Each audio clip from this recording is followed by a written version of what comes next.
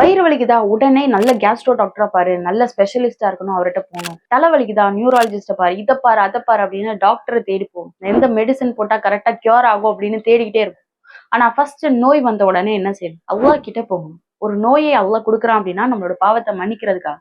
அப்போ ஒரு 2 ரக்காய் தொழுது அல்லாஹ் என்னோட நோயில இருந்து ஷிஃபாவை கொடு, என்னோட வேதனையை நீக்குன்னு கேட்கணும். அடுத்து கொஞ்சம் நம்மளுடைய பணத்தை எடுத்து செலவு பண்ணி தர்மம் செஞ்சு இதன் மூலமா எங்களோட பாவத்தை மன்னிச்சிரு அல்லாஹ், எங்களுக்கு ஷிஃபாவை கொடு அப்படின்னு கேட்கணும். அதுக்கப்புறம் அல்லாஹ் கிட்ட அதிக அதிகமா பாவ மன்னிப்பு கேட்கணும். ஏன்னா அல்லாஹ்வை தவிர வேறு யாரும் ஷிஃபாவை கொடுக்க முடியாது. இதுக்கு அப்புறமா எந்த ஒரு டாக்டர் கிட்டையும் நம்ம போகணும், ஒரு மெடிசனை எடுத்துக்கணும். அப்படி எடுத்துக்கும் போது கூட யா அல்லாஹ் இதன் மூலமாக எனக்கு தீர்வு வராது, உன் மூலமாக தான் வரும், ஆனா எனக்கு ஷிஃபாவை கொடு, என்னுடைய முயற்சியை செய்யறேன் அப்படின்னு அந்த மருந்துகளை எடுக்க ஆரம்பிக்கணும். இந்த மென்டாலிட்டி எப்போ வருதோ அப்பதான் நம்ம முழு ஷிஃபா ஆஃபியத்தை அல்லாஹ் நமக்கு கொடுப்பான் இன்ஷா அல்லாஹ்.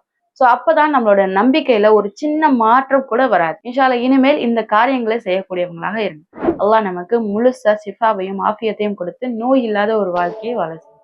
அஸ்ஸலாமு அலைக்கும் வரஹ்மத்துல்லாஹி வபரகாத்துஹு.